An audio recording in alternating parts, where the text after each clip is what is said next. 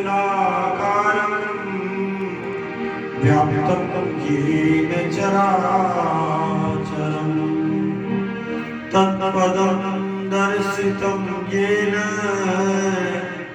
तस्मै श्री गुरुवे नमः। सच्चिदानन्दरूपाय विश्वोत्पत्त्यादिहेतवे तापत्रय विनाशाय श्रीकृष्णाय वयं नमः। श्रीकृष्णाय वयं नमः। श्रीकृष्णाय वयं नमः। नटवरनागर नंदा भजो रे मन गोविंदा। नटवरनागर नंदा भजो रे मन गोविंदा। नटवरनागर नंदा भजो रे मन गोविंदा। सब देवन में कृष्ण बड़े हैं।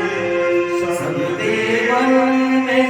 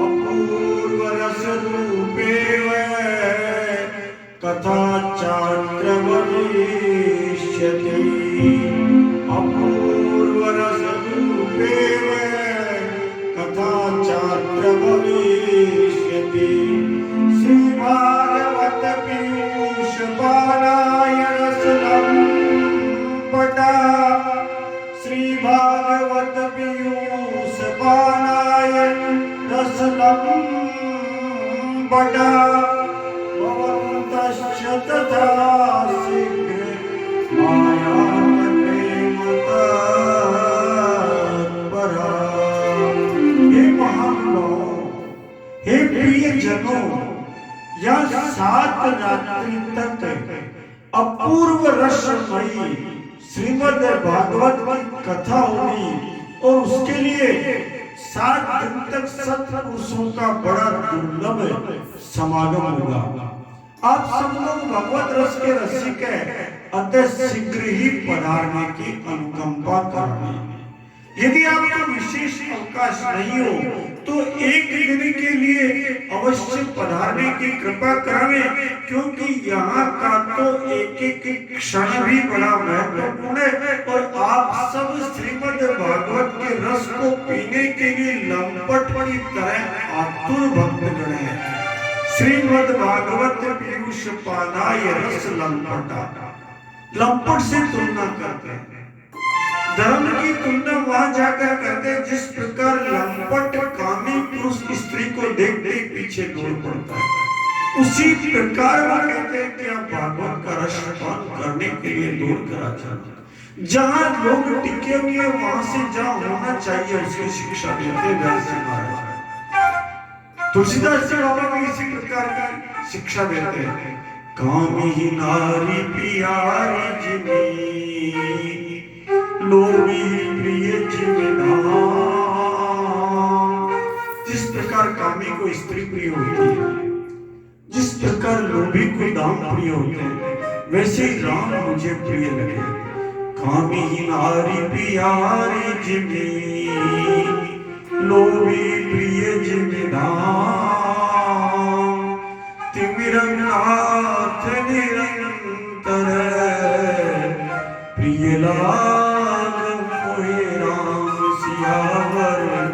रामचंद्र शंकर हरि।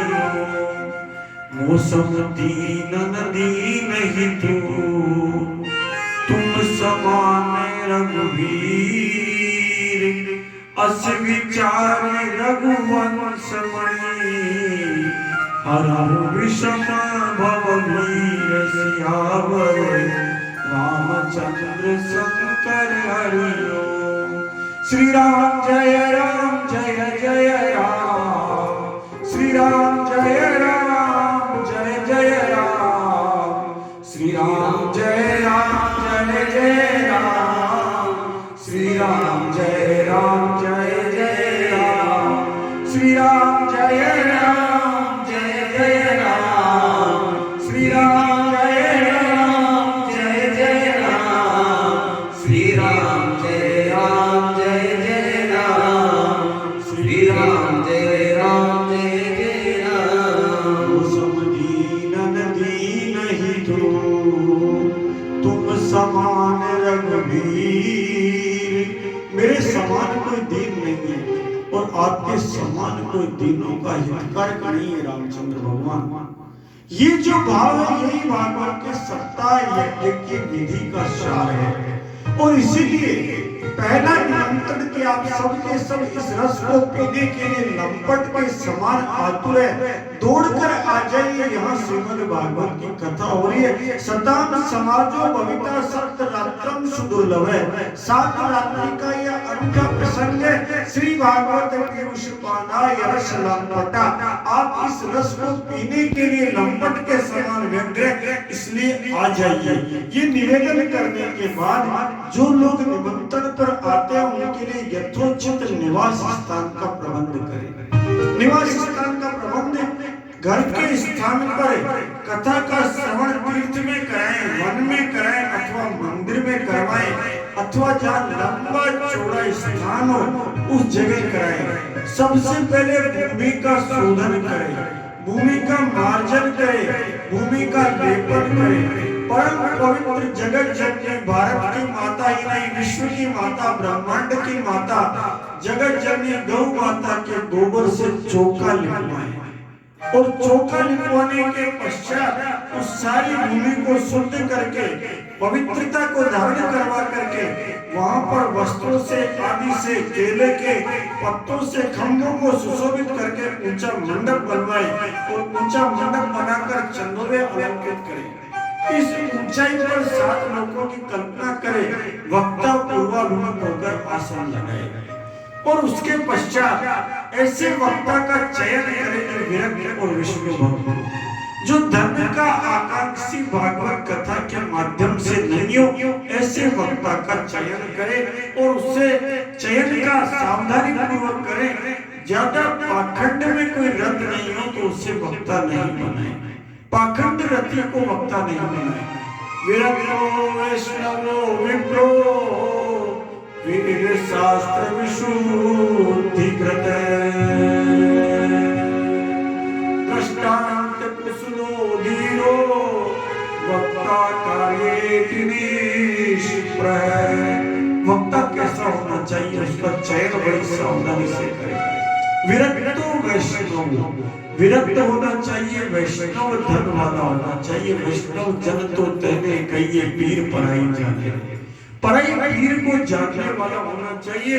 दृष्टांत देने में कुशल होना चाहिए, वेद शास्त्रों का विशुद्ध ज्ञाता होना चाहिए और अपने कार्य के प्रति अहंकार नहीं रखने वाला होना चाहिए। अनेक धर्म ग्रंथ स्त्रीना पाखंडवाद ने अनेक धर्म के बारे में भ्रांति फैलाने वाला हो, मात्र शक्ति के प्रति दुर्भावना पूर्वक आसक्ति रखने वाला हो और पाखंड की स्थापना करने का प्रयास करने वाला हो, यदि वो परम विद्वान हो तो भी उसे व्यासपीठ नहीं देनी चाहिए। इस प्रकार के सुंदर वक्ता को व्यासपीठ देनी चाहिए। उसके पश्चात पितृगणों का तर्पण करना चाहिए और तर्पण करने के बाद बड़े विनम्र भाव से निवेदन करना चाहिए। संसार सागरे मग्नं दीनं मा करुणानिधे कर्मण्यग्रहीतांगं मामुद्धर भवार्णवत्।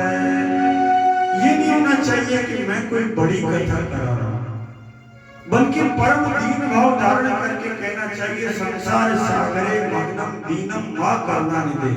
हे करुणानिधि भगवान कृष्णचंद्र, मैं संसार सागर में डूबा हुआ अत्यंत दीन व्यक्ति हूँ, मेरा उद्धार कीजिए। कर्म जनित पीड़ा से दूर करके मेरा उद्धार कीजिए, मोह जनित पीड़ा से दूर करके मेरा उद्धार कीजिए। परम दैन्य भाव, क्योंकि दैन्य भाव ही भगवान को प्रिय। तभी तो भगवान के जन्म से पहले जब देवता वंदना करते हैं तो कहते हैं जय दीन प्यारे वेद पुकारे द्रवम सुश्री भगवाना। भगवान को द्रवित करने का साधन है। उसके बाद श्रीमद् भागवत को नमन करें। श्रीमद् भागवताख्याम प्रत्यक्ष कृष्ण की हुई। ये जो भागवत की पुस्तक है ये साक्षात भगवान कृष्ण के स्वरूप है, इसलिए इसको मैं नमन करता हूँ। और उसके पश्चात व्यासपीठ की वंदना करें। सुख रूप प्रबोधन के सर्वशास्त्र विशारद, सर्वशास्त्रों के विशारद व्यास जी महाराज को नमन। उसके पश्चात निराहार रहकर संभव हो तो 7 दिन कथा सुने। अगर निराहार नहीं रह सकते तो एक वक्त का भोजन करें। अगर एक वक्त का भोजन करके भी कथा नहीं सुन सकते तो दोनों वक्त का भोजन करें। वो कहते हैं कि भोजन बाधा नहीं बनना चाहिए। यथासंभव ब्रह्मचर्य का पालन करें, भूमि पर शयन करें, भाव दूषित अन्न का ग्रहण नहीं करें, बासी अन्न का ग्रहण नहीं करें, द्वेष का ग्रहण नहीं करें। और जो भी बीमार है, रोगी है, क्षय रोगी है, दरिद्रता से ग्रसित है, उन सबको एकत्र करके भागवत कथा सुनाएं, उनको बुला करके भागवत सुनाएं। और कथा की समाप्ति पर जय शब्दय नमः शब्दय शब्द शब्दे चकार्यते, खूब जोर से जयकारा करे। भगवान कृष्णचंद्र की जय हो, राधे रानी की जय हो, हनुमान जी महाराज की जय हो, लक्ष्मी मैया की जय हो, जगत जननी गौ माता की जय हो, नंदी भगवान की जय हो, भारत के बछड़ा भगवान की जय हो, भारत के बछड़ी भगवान की जय हो। सबका जयकारा करे, नमस्कार करे और शंख ध्वनि करे। इस प्रकार कथा को पूर्णता दे। कथा की पूर्णता के लिए विष्णु सहस्त्र नाम का पाठ करें और इस प्रकार जब वो कथा पूर्ण हो जाए तो यथाशक्ति जो हमसे बन पड़े वो भोजन व्यवस्था नहीं हो तो गायत्री जप करें। इस प्रकार वो कहते हैं सरकारी कृषि की नारद जी, इस प्रकार हमने आपको श्रीमद् भागवत में सारी विधि बताइए किस प्रकार भागवत की जानी चाहिए। अब हम आपको भागवत कथा सुनाते हैं। सूत जी महाराज कहते हैं, शौनकादिक ऋषियों, इस प्रकार कहने के उपरांत महामुनि शनकादिक ने सप्ताह तक विधि पूर्वक इस सर्व पाप विनाशिनी परम पवित्र भोग और मोक्ष को प्रदान करने वाली श्रीमद् भागवत कथा का व्याख्यान किया, प्रवचन किया। इस कथा के अंत में परिणाम यह हुआ कि ज्ञान, वैराग्य और भक्ति को बड़ी पुष्टि मिली और तीनों एकदम तरुण हो गए।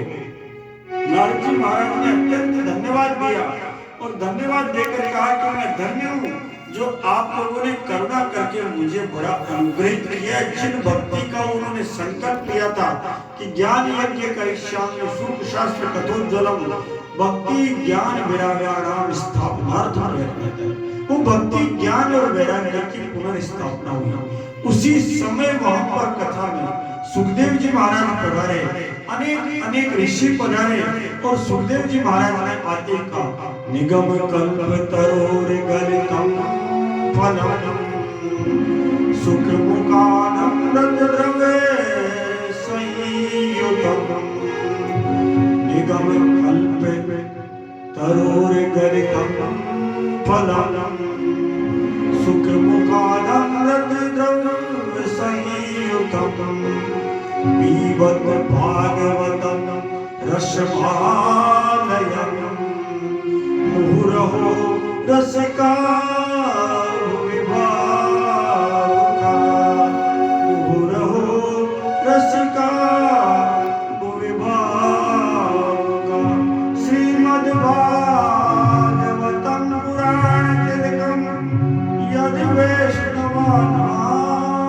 धनम, यद वैष्णवानां धनम, यद वैष्णवानां धनम, निगम कल्पतरोर गलितम फलम, निगम रूपी वेद रूपी कल्प वृक्ष का परिपक्व फल यदि कोई है तो श्रीमद् भागवत सुख मुखानंद द्रव संयुतम, ये जो फल है जैसे तोते का काटा हुआ फल सुंदर हो जाता है, वैसे ही सुखदेव जी का श्रीमुख पाकर ये और अधिक सुंदर अमृत तत्व से परिपूर्ण हो गया। इसमें रस ही रस है, कहीं भी कोई छिलका नहीं है। पीबत भागवतम रसमालयम, रस की खान भागवत है, ना तो छिलका है ना गुठली है, कुछ नहीं है, इसलिए पी डालो। पीने का मतलब क्या है? धारण कर लो, केवल सुनो मत। जैसे कबीर कहते हैं, पीबत राम रस लगी बीमारी, भगवान राम का पवित्र तत्व पीने से खुमारी लग गई, इसलिए कानों में मत ले जाओ, केवल सुनो मत, बल्कि धारण कर लो, क्योंकि ये पुराण तिलक है। ये श्रीमद् भागवत वैष्णव का सबसे बड़ा धन है। इस प्रकार जब भागवत की कथा होती है तो वहां पर प्रहलाद जी महाराज आदि सभी आते हैं और भक्ति सुताभ्याम रक्षिताशा, भक्ति अपने दोनों पुत्रों के साथ सुरक्षित हो जाती है और एक अद्भुत घोष होता है, दारिद्र्य दुख जोर दाही ताना, दारिद्र्य दुख जोर दाही ताना, माया पिशाची परिवर्तिताना, संसार सिंधु परिपातिताना, क्षेमाय वेवागवतम प्रगर्जति, क्षेमाय वेवागवतम प्रगर्जति। जो दरिद्रता रूपी दुख से, कौन दरिद्रता रूपी दुख से दुखी? नहीं दरिद्र सम दुख जग माही, संत मिलन सम सुख जग माही। अर्थ के अभाव के कारण दरिद्र नहीं, जिनके जीवन में संतों का प्रवेश नहीं हुआ, ऐसे जो दुखी लोग हैं, उनके ज्वर को, उनके दैहिक, दैविक और भौतिक ज्वर का शमन करने के लिए जो माया में पिशाची के अहंकार में पागल हो रखे उनको निकालने के लिए, और जो संसार रूपी समुद्र में गिरे हुए संसार सिंधु परिपाटिताना उनकी क्षमा कराने के लिए, उनके योग शक्ति का वहन करने के लिए, उनको कल्याण करने के लिए ये श्रीमद् भागवतम प्रगजति सिंह नाद कर रहा है। उठो मेरी शरण में आ जाओ, तुम्हारा उद्धार हो जाएगा। सुनो सोनकादिक ऋषियों, गोकर्ण जी महाराज ने धुंधुकारी को सुनाई, सुखदेव जी महाराज ने राजा परीक्षित को सुनाई, शनकादिक ऋषि ने नारद जी को सुनाई। इसके अलावा भी भगवान श्री कृष्ण के श्वेतांग गमन के बाद कलयुग के 30 वर्ष से अधिक समय बीत जाने के बाद भाद्रपद मास शुक्ल पक्ष की 9वीं तिथि के दिन सुखदेव जी महाराज ने कथा प्रारंभ की। राजा परीक्षित ने कथा सुनने के बाद कलयुग के 200 वर्ष बीत जाने पर आषाढ़ मास की शुक्ल पक्ष की 9वीं तिथि को गोकर्ण जी महाराज ने कथा सुनाई। इसके पश्चात 30 वर्ष और बीत जाने पर कार्तिक शुक्ल 9वीं के दिन सनकादिक ऋषियों ने कथा प्रारंभ की। ये सब युगादि तिथि है, युग परिवर्तन की बेला की तिथि है। ये रामबाण औषधि है, ये कलयुग के अंदर सबके सबका उद्धार करने वाला साधन है। इसलिए इस परम पवित्र कथा को प्रथम स्कंद से 12 स्कंद तक शांति प्राप्त करने के लिए मनुष्य का धर्म है कि वो सुने। इस प्रकार श्रीमद् भागवत का महात्म्य आज पूर्ण होता है, जिस महात्म्य को हमने पद्म पुराण उत्तर पाताल खंड से दिया है। और कल से हम यात्रा प्रारंभ करेंगे श्रीमद् भागवत के प्रथम स्कंद से, एक एक करके यात्रा को आगे बढ़ाते जाएंगे। आज की यात्रा को यही विराम देते हैं। श्री कृष्ण गोविंद हरे मुरारे, नाथ नारायण वासुदेव, राधे कृष्णा राधे कृष्णा, कृष्णा राधे कृष्णा राधे कृष्णा, राधे कृष्णा राधे कृष्णा। बोलो श्री कृष्ण गोविंद हरे मुरारे, नाथ नारायण वासुदेव। बोले जगत जननी गौ माता की जय, बोले श्री नंदी भगवान की जय, बोले हनुमान जी महाराज की जय, बोले भारत के बछड़ा भगवान की जय, बोले भारत के बछड़ी भगवान की जय, बोले लक्ष्मी मैया की जय, बोले राजा रामचंद्र की जय।